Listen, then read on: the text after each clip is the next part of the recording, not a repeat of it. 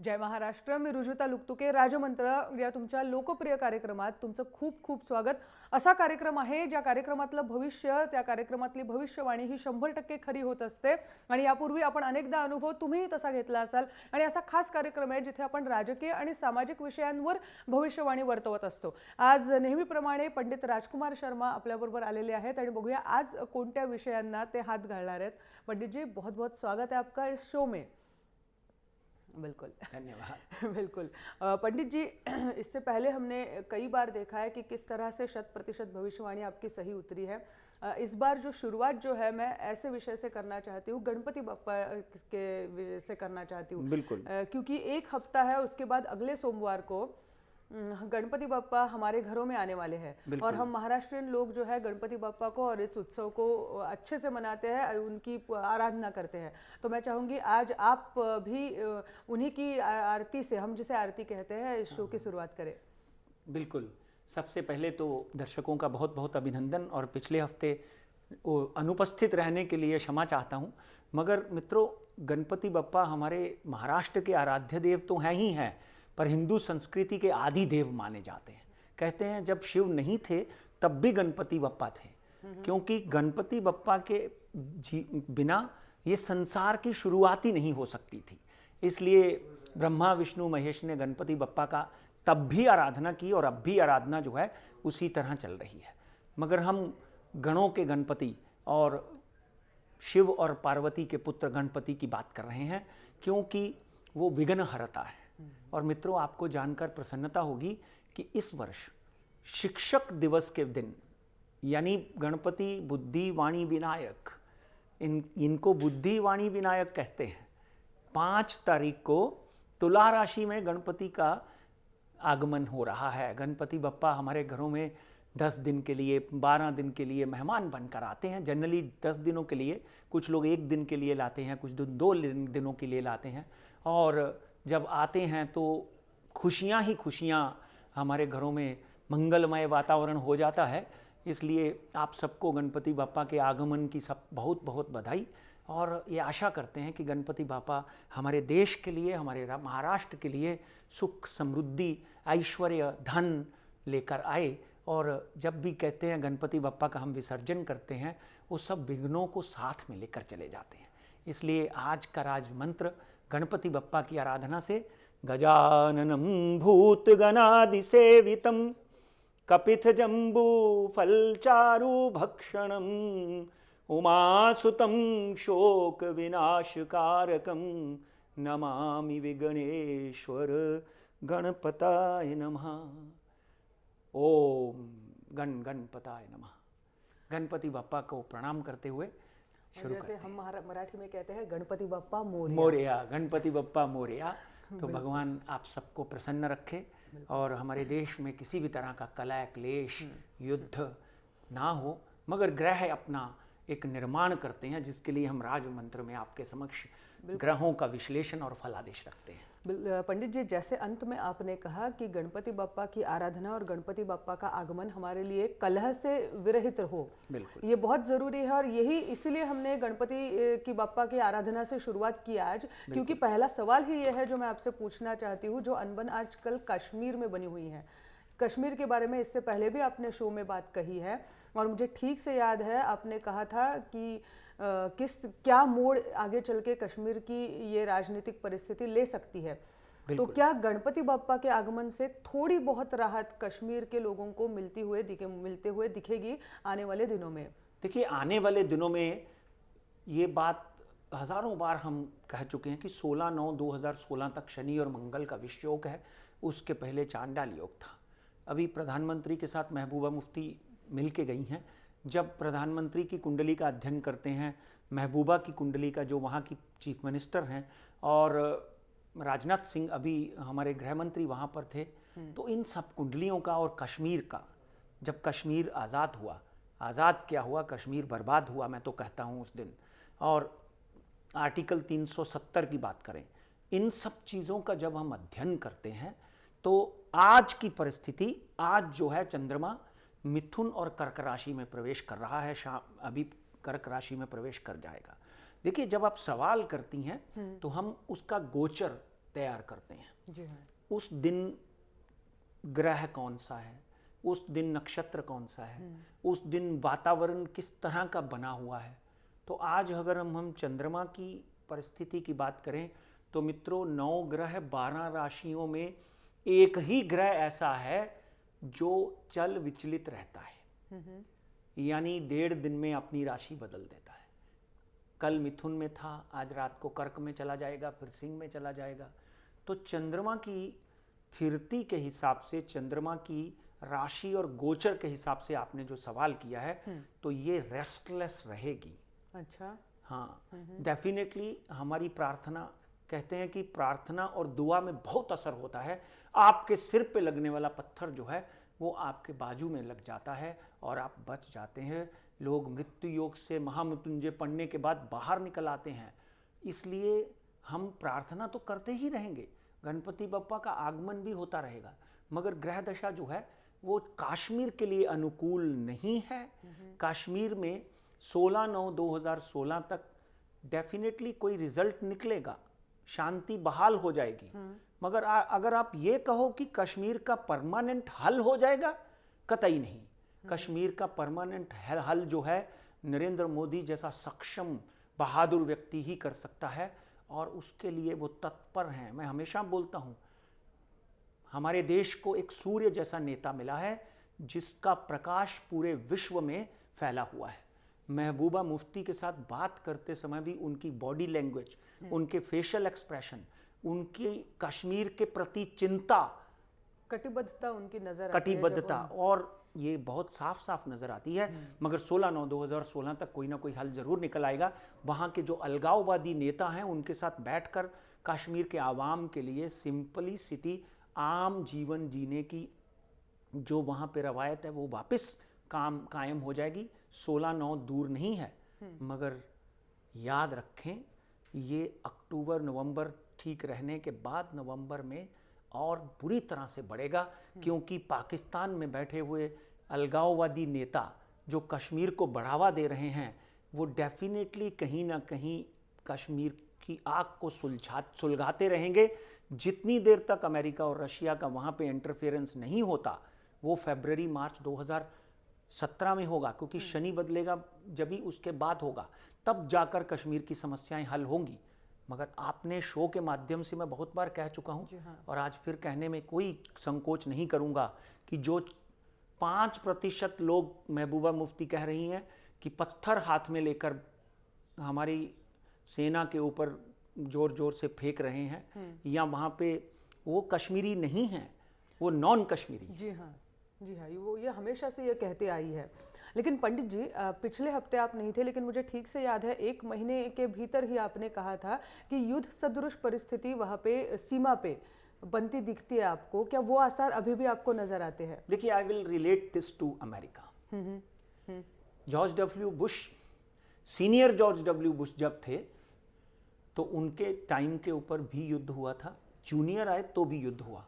अटल बिहारी वाजपेयी के समय के ऊपर आपको पता होगा युद्ध हुआ, बिल्कुल, कारगिल का युद्ध हुआ। बिल्कुल, और आज 2019 तक नरेंद्र मोदी जो हैं इस देश के प्रधानमंत्री हैं, और ऊपर से एक बहुत बड़ा मुद्दा उठ गया है कि बलूचिस्तान में इंडिया का तिरंगा लहराया जा रहा है। देखिए, भगवान अल्लाह उस परवरदिगार की कितनी कृपा है कि ये हमारे देश में कश्मीर में पाकिस्तान का झंडा लहराया जाता था, मगर हालात ऐसे बदले, उस मालिक ने ऐसी कृपा की कि बलूचिस्तान में हमारा तिरंगा लहराया जा रहा है और नरेंद्र मोदी को भाईजान कहा जा रहा है। इस तरह का वातावरण जो है वो पाकिस्तान के लिए अच्छा नहीं है। अगर पाकिस्तान आज भी ग्रह दशा के मुताबिक 14/8/1947 में पाकिस्तान का जन्म हुआ है, अगर पाकिस्तान आज भी इस विषय के ऊपर गहनता से, गंभीरता से वो अपने अलगाववादियों को बाहर नहीं फेंकेगा, तो वो दिन दूर नहीं जो मेरी भविष्यवाणी सत्य कर देगा कि पाकिस्तान के 3 टुकड़े होने वाले हैं। बलूचिस्तान अलग हो जाएगा, अफगानिस्तान के साथ के जो कोहाट और दूसरे इलाके हैं वो पाकिस्तान के साथ अफगानिस्तान को मिल जाएंगे। एक छोटा सा टापू कराची और सिंध बच जाएगा, ऐसा समझ लीजिए कि टैक्स फ्री जोन करके कोई बड़ा देश चलाएगा उसको, और कश्मीर जो है हमें मिल जाएगा। ये 28 साल के अंदर अंदर होने वाला था। 2012 में की हुई भविष्यवाणी है, 12 से 28 साल गिन लेना, ये होने वाला है। और यहां तक युद्ध की बात करें, जैसे ही शनि वृश्चिक राशि से धनु में जाएगा, उसके बाद युद्ध के वातावरण बन जाएंगे, क्योंकि युद्ध जो है वो बहुत बड़े लेवल पे नहीं होगा, बड़े लेवल पे नहीं होगा, छोटे लेवल पे होगा। 2-4 दिन की लड़ाई होगी, छुटपुट लड़ाई होगी, मगर होगी इतनी ज़बरदस्त जिसमें पाकिस्तान को यह एहसास हो जाएगा कि हम हमेशा गलती करते हैं, हमेशा मार खाते हैं, मगर हमेशा हम वापस वैसे के वैसे ही हो जाते हैं। इस बात के लिए मैं नरेंद्र मोदी और फॉरेन मिनिस्ट्री और राजनाथ सिंह गृह मंत्रालय की पीठ थपथपाना चाहता हूँ, शाबाशी देना चाहता हूँ कि हम शांति की बात नहीं करेंगे जितनी देर तक आप उग्रवाद को। आज हमारे गृह मंत्री वहाँ पर जाकर दहाड़ कर आते हैं, बहुत बड़ी बात है। इसके लिए मैं उनका अभिनंदन करता हूँ, and I will definitely give big hand to him.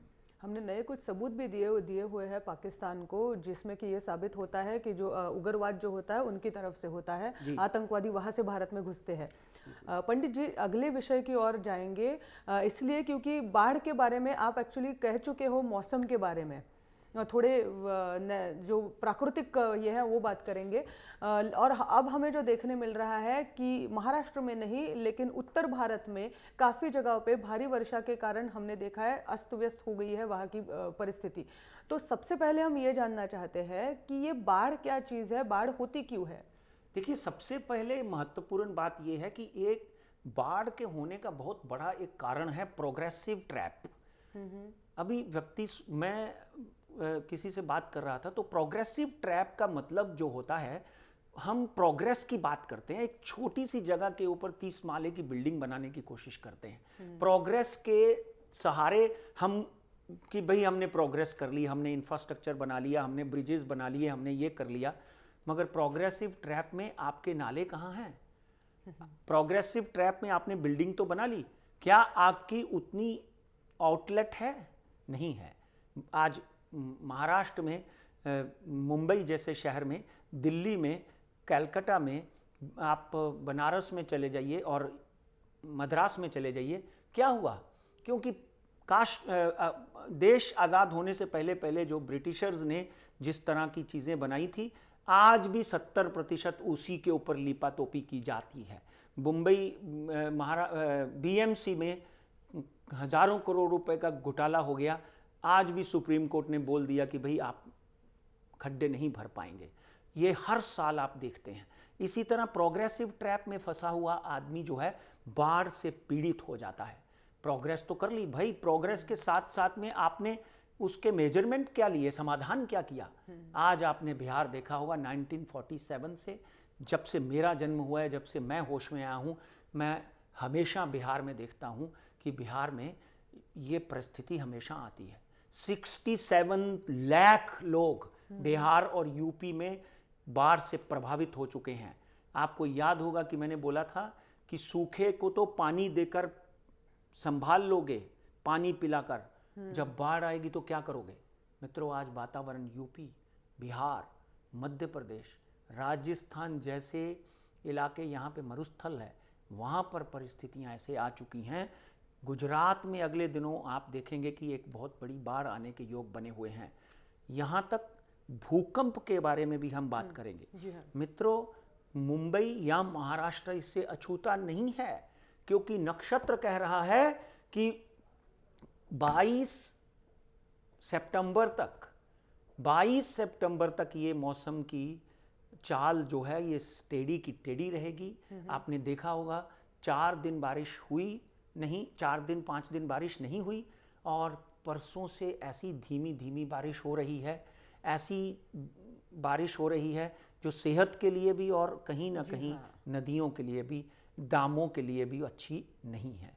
तो इसलिए ये बाढ़ का वातावरण आगे आने वाले दिनों में भी बढ़ेगा, कम नहीं होगा।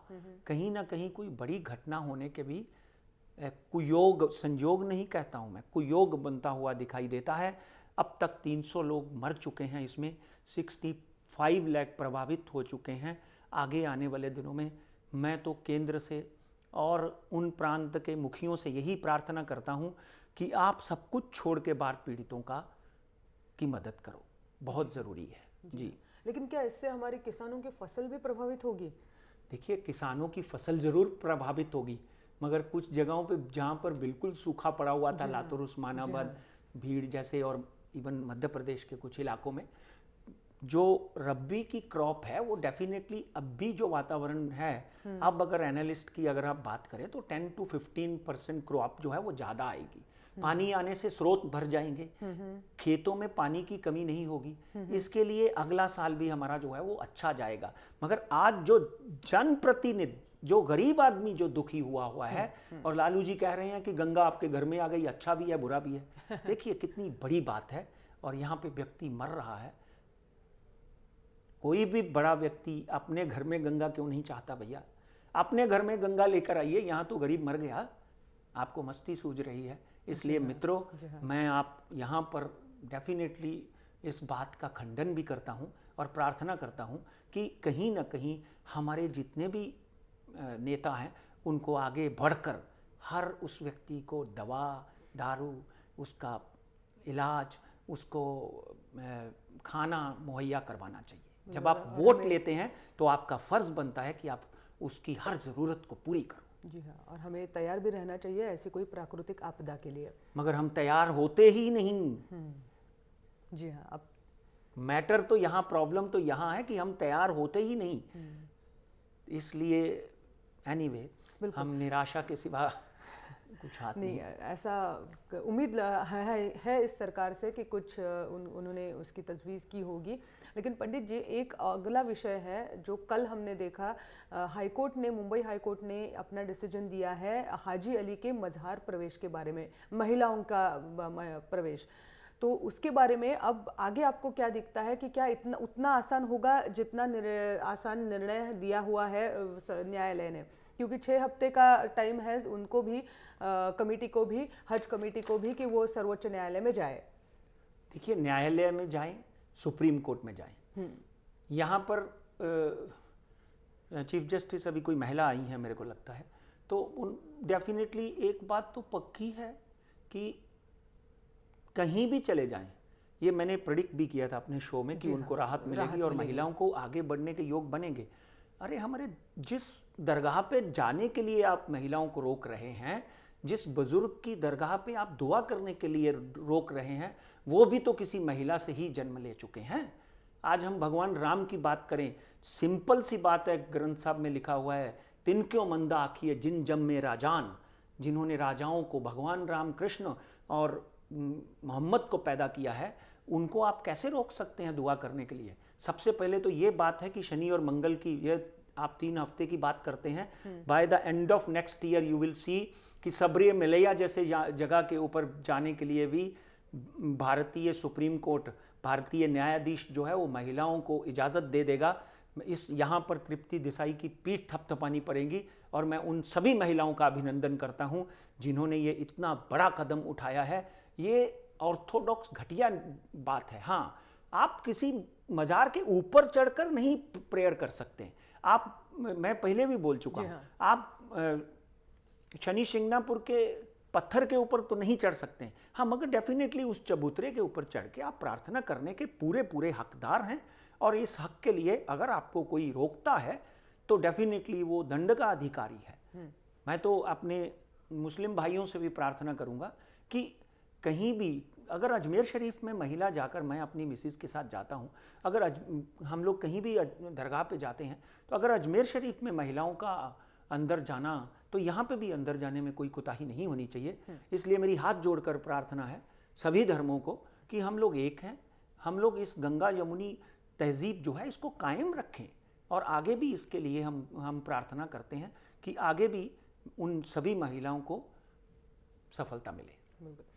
पंडित जी, पिछले हफ्ते जब आप नहीं थे तो हमने सबसे ज़्यादा आपको मिस किया, और हमारे दर्शकों ने भी, जिन्होंने फ़ोन करके हमें पूछा कि पंडित जी नहीं है, तो वो इसलिए कि वो जानना चाहते थे शेयर मार्केट आने वाले हफ्ते में कैसी क्या गुल खिलाएगा कहते हैं। तो बड़ी अच्छी बात है कि शेयर मार्केट ने कोई गुल नहीं खिलाया। इनफैक्ट हमने जो बोला था 28,200 का आंकड़ा, 28,600 का आंकड़ा उससे ऊपर गया नहीं, मगर नीचे जरूर आ गया। हमने बोला था कि ये भाई ये अभी तक चांडाल योग खत्म हुआ है। Share market definitely by the end of this year 30,000 पार करेगा, इस बात में कोई दो राय नहीं। आप लॉन्ग टर्म के लिए शेयर मार्केट में इन्वेस्ट रहें तो चलेगा, और छोटी स्क्रिप्ट खरीद कर लंबी अवधि के लिए बैठेंगे तो और लाभ मिलेगा आपको। मगर बीएससी की बात करें तो बीएससी 27,780 के ऊपर बंद हुआ, और आज अगर हम बात करें तो अगले हफ्ते में 28,400 मैक्सिमम आंकड़ा और 27,500 का नीचे का आंकड़ा है। मगर मार्केट के बढ़ने के योग बनते जा रहे हैं, ये हफ्ते नहीं तो अगले हफ्ते। और एनएससी निफ्टी की बात करें तो जो हमने आपको बोला था 8,550 ऑलमोस्ट वो छू चुका है, 8,572 पे बंद हुआ है।